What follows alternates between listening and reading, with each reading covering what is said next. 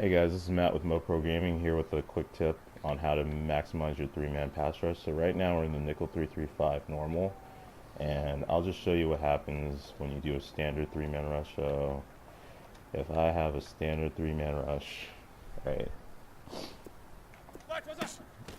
basically what's going to happen is, well there, that offensive lineman gets beat really quickly, right? So let me just see if I can do it again.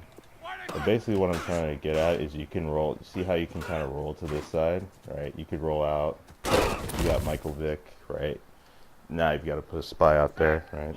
So in order to maximize, actually let me just go into the issue. So the issue is that you're getting these two double teams. So usually it's one double team on one side and then you have a single team on the other side. But most Madden play, or I think the average Madden player is going to try and roll out to this side, right? Or wherever the double team is. Here it just happens to be on this right side. So most Madden players they're not even look downfield. They're just going to scramble and then they're just try and find someone open. They're not going to make a read. They're just going to scramble and try and find someone open after they get out of the pocket, right? So we don't want that, right? We want two single teams on the outside. So we want a single team here versus Johnson and a single team here versus Dunlap. But we're only sending three, right? So theoretically they should be able to double team at least two of these pass rushers, right? So what we're gonna do is we're gonna crash our line out. We're gonna it works better when you have a spy. So basically, it's like a pseudo four-man rush, but you're really only sending three. Well, it's actually a pseudo five-man rush, but you're only sending three. You're only sending three guys because this guy you're using, you're gonna what I call a fake rush. So basically, I've been using this since maybe Madden 17 or so. Basically, what I do is I engage the tackle for half a second and I drop into zone coverage. So here, like that, right? And if we go into replay, let's just show you what happened, right? So especially this works especially when the offense is in shotgun. So what happens is because I engage this tackle, this guard here, right? It forces these tackles they're going to be one-on-one, because basically like when you do a normal four-man rush, usually the outside guys don't get double teamed unless they slide the line or something like that, or maybe they block a tight end, right? But if it's just a standard five-man protection, and you basically send four, usually you get the outside guys one-on-one, and then the interior guys end up getting double teamed, right? So here, I basically absorb one of the guards, and then I just back into zone coverage. And if they wanted to throw that slant, right, I can get underneath that, right? I can still get back underneath any like kind of short throws, right? Let me show you what it looks like without the spy. So if I don't have that spy, because this spy kind of helps to like occupy the guard's attention, right? So if I don't have the spy, it doesn't work as well. Sometimes it does work.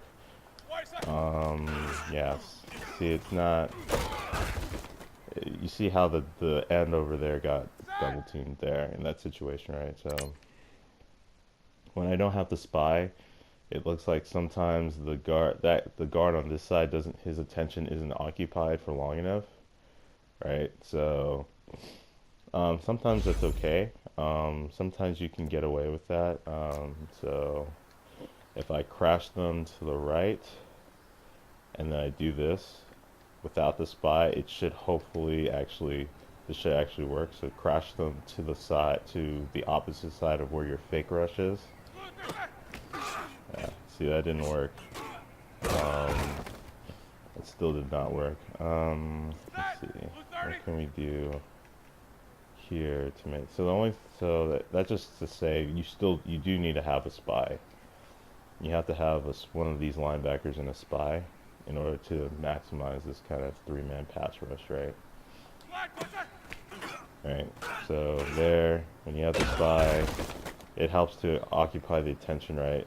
And the great thing about spies in Madden 19 is that they actually play really pretty good coverage, like shallow. So they can basically, so if you're in a cover two, right, you can play a maximum style cover two where you go like this, put him here, oh, or you put him in the zone, put him there. Really, you're still in this hook area, right? They can't throw any, they can, it's going to be hard for them to throw a post. It's going to be hard for them to throw seam routes. Um, this guy is going to act, is going to help, you know, if they can't, they basically can't throw any quick throw that they're going to throw in this short area of the field, they can't. And then you're going to be covering this area right here, right? And then you're still going to have a pretty good three-man pass rush, though. Like that. Right. And then let me, I only have two controllers, so let me just, so let's just, let's say, I don't want to say this. So let's pretend that let's pretend I want to roll out, right? So say I'm the QB, say I'm their quarterback, and I see it's like a three-man pass rush, and I'm like, okay, I should be able to run somewhere, right? Can't run out. Even if you do, you can send the spy. You got the spy, so it's actually a pretty good pass rush without having. So instead of rushing this, so if I come out in a normal, like a normal nickel formation, maybe not this, maybe something like this, right? So usually, you have to, this kind of is like, so some Madden players is like, they'll like to do something like this, right? So it's like you're sending three, you still have a spy, so they can't roll out, but you're going to get a double team here for sure. You're going to get a double team here. So you're going to be relying basically on this guy to get home. Whereas if you do the technique I was showing you, right? So if you do this technique instead, you still get the benefit of having the spy, but then you get also two good pass rush angles. Two good pass rushes, right? So do like that. So they can't just it's gonna be hard for them to like just kind of like sit there in the pocket and like hold on to the ball, but they also can't scramble because with the, let me show you with this, right? They can still kind of get away from this kind of pass rush, right? So if I hack the ball, I can just kind of slide here, right? And I'm okay, right? I mean, obviously you can send the spy, but you can see how I can just kind of slide and I'm still good in the pocket. Whereas with this, right, he's not going to be able to just kind of, it's going to be hard for him to just sit in the pocket and wait for a throw to be made, right? And then he still can't roll out, right? So we're going to go like this. Still can't, right? He can sit in the pocket, but he has a timer because these two guys have or single team. So let me show you in replay. Right, he can't, like, because you have the spy, he can't roll out, and it's a three-man rush, so he thinks he can sit in the pocket, but no, he can't sit in the pocket, right? Because you got this guy coming, and you got this guy coming, right? Okay, maybe you're like, Matt, I don't want to sit in a cover in like a three-man pass rush. Maybe I want to have a four-man rush, but I want to maybe I only want to send three with my four-man rush. So this is the Bengals playbook. So just come out. Something you can do is come out in the wide 9. I'll show you something you can do if you don't have 3-3-5 or you don't have a wide 9. So let's come out in vertical. So what you can do in that case is you come out in a wide formation, and all you have to do, let's see, what did I want to do? So come out, you're probably going to have to come out in zone coverage because you're going to have 4 linemen. Maybe here, at this spot here, you want to sub in a faster defensive lineman, so someone who can handle a spy, right? So what you want to do is spy the defensive tackle, in this case Dunlap. He should be fast enough to keep up with Roethlisberger even if he scrambles. And then you want to kind of fake rush this guy. So you get the same effect, right? But even here, with this, you can stand back a little bit farther, right? And it's even better in the wide 9, right? So in the wide 9, you're able to generate this pressure. So basically, go ahead and do that. You blitz him. So any formation where you have these tackles out wide in a four-man rush, you should be able to get away with this. Right, and you don't even have to engage. You still get those one-on-ones on the outsides because of just by their alignment, right? So here I'm maximizing my four-man rush. I'm gonna do this, right? QB can't really, and then I can send a spy, right? Yeah, right. So even if he somehow gets away from the pressure, I can always just send the spy, crash him out, and crash him out, and then you do like this, and you can almost get a one-on-one here, I think. You can get 3 one-on-ones there for half a second. If that tackle's any good, he might disengage. So if I actually do it to this side, so if I get, so here we've got Willis, him, Johnson. So I want to spy Johnson, so because he's probably going to be able to catch up to, he's a better, and you get 3 one-on-ones. Alright. Crash him out, spy, or actually we'll blitz him, spy him. And then you just want to get back to your responsibility. That, right? There didn't work so well. It'll for sure work if you go ahead and do this.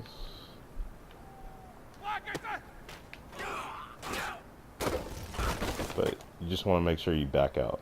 So even if you don't have the spy, you can go ahead and maybe do something like this, right? So maybe you want to go ahead and still have someone in zone coverage. Maybe you don't want to spy. You can still do that, right? There he was able to get out of the pocket, right? So sometimes it is actually better to just have the spy. But if you want to maybe you want to sell out for the pass, like you're not worried about the QB scrambling, like you don't even care, you can go ahead and just do something like this.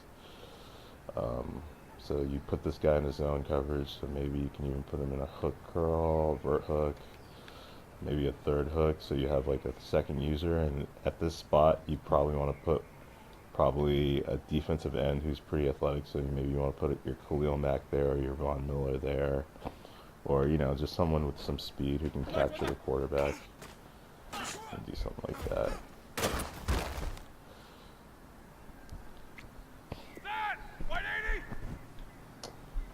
Let's see. So if you don't have wide 9, you can also go ahead and everyone has big nickel. I won't go over that because like the pass rush angles in that are going to probably get patched. You can do this at a dime normal. Like I think most formations, if they don't have, you don't have like a nickel 335 or a dollar 326. Most formations have a dime package or quarters. You can do this out of quarters too. So right here. Maybe I don't want to.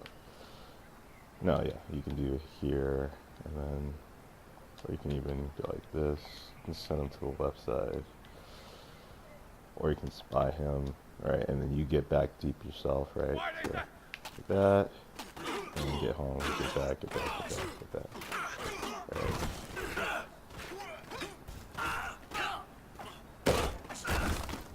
So with this, when you have the four-man rush, right, but you want to get a three-man rush, like you want to get more zone coverage on the field, what you have to do in that situation is you can get away with just standing back here.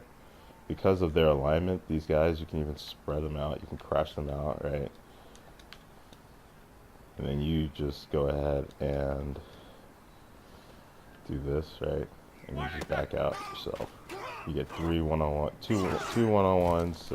In that case, because Dunlap didn't, that defensive end didn't win right away, the guard was able to come and pick him up and like crack him. But if I have a spy out there and I do this, it works just that much more. Go ahead and do something like that, right? You get through 2 one-on-ones, and you're still playing pretty good coverage. You can even use this strategy with the 4-man rush to maximize your 4-man rush, right? So you occupy the center's attention so you can't double team anyone. And you basically get 4 one-on-ones for half a second. So you give yourself the maximum amount of time to actually get your pass rushers in. So say, so say you got a one-on-one here, right? If he wins automatically, then like say he gets a good interaction and he gets home, like he beats this guy, then he's gonna get home free to the quarterback. Uh, this guy's not double teamed, so if he wins his interaction before this tackle can come over, because you kind of engaged him, so maybe you can make it even better if you do this, right? Do the following: spread them out, crash them out. So this is if you know they're passing, right? So this is actually a pretty good defense if you know they're passing, right? Go ahead, do like this. Right. Get home. QB can't even, so you can even put a contain out here. You can go like this, right? So this will help you. So this will help your contain defense. So if you have 2 really good interior pass rushers, like the Rams do, they have Dominican Sue here, and they have what's it called, Aaron Donald here, and then their defensive ends aren't that good. What you can do is you can also you can basically help to ensure that these guys here both get one-on-ones at least for the first second or so, right? So you do like that, back out, right? So there, and you still are in coverage, right? So you don't have to do it out of cover 2. You can do it out of cover 4. Actually, it's probably best out of quarters. This principle probably works best out of quarters, actually, to be honest. I'll show you what it looks like in quarters, because basically the only part of the field that's open in quarters is just this middle, because quarters they're going to match, so these corners will all match their pattern, so you don't have to worry about like, oh, I have to get underneath anything real quick. You can kind of get away with doing like a pseudo pass rush and then backing out at the last second. So but anyway, this is just to say, what was I trying to say? So you can kind of engage this guy. You get one-on-one here, right? So you engage them long enough. So 1 Mississippi, 2 Mississippi, right? So 2 Mississippi, right? Within 2 seconds, the only routes that get open are slants. Here I'm in cover 2, right? So this slant is covered for how many seconds? 1 Mississippi, 2 Mississippi. So that this read on this side is dead. The only thing you have to worry about is what's going on this side. But if you play like a cover 1, right? So say you play cover 1, then you're going to be able to get underneath. You're going to still be able to get underneath routes. So I engage for like 2 seconds basically. And I got 2 double teams. So go ahead and do it again. Contain. And then I'll just go ahead and just hike it. So the closer you get to this center, the more time you're going to give or actually, I think it's actually the farther you get. So the farther you are away from the center, and the more wide these linemen are, the better angles you're going to give for your defensive tackles to get. So this is going to help free up your defensive tackles, this strategy here, while also containing QB. So you go like that, engage.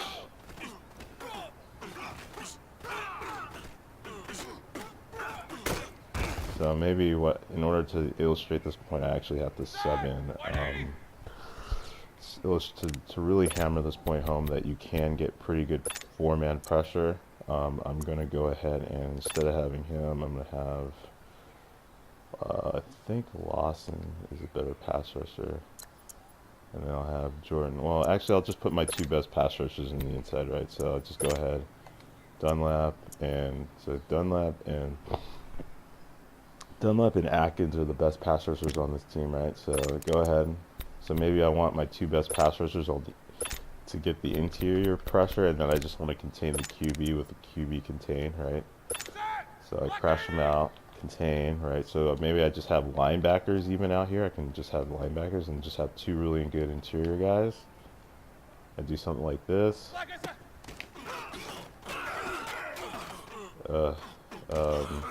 Okay. The guard didn't get free. I don't like that. I don't like how the guard.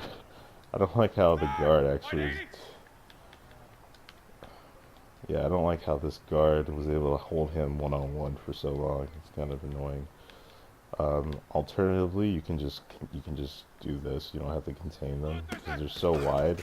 They're almost like naturally contained. So that'll help to maximize your four-man rush still, right? So if I go ahead and do this, right? One-on-one, one-on-one. So the one-on-one so basically you want to hold the center's attention long enough so that he gets a one-on-one, he gets a one-on-one, he gets a one-on-one, he gets a one-on-one, and then the center, if any of these guys wins, like off the snap, like if any of these guys gets a good interaction, then they're gonna be the double team. Like what I'm trying to say is the double team won't work. Yeah, in this case, when you spread them out like this and you crash them out, the QB can't even really scramble, really, per se, so you don't even have to have the contain. Yeah, so you can go ahead and do like that. But yeah, if you want to have the maximum amount of coverage on the field, you can just go ahead and do something like this, like that, and then just get back yourself, right? So you can just send three, but if maybe you want to send more than three guys, maybe 3-man pressure is not enough. You can just do the same thing with 4-man pressure, and it'll help to maximize your 4-man pressures as well. Okay, yeah, and then, yeah, that's all I wanted to say about this. Thanks for watching. Leave in the comments any requests you have. I'll be reading them to get, more video ideas, and hope to, bring more tips to the Madden community and help grow this channel. All right, thanks.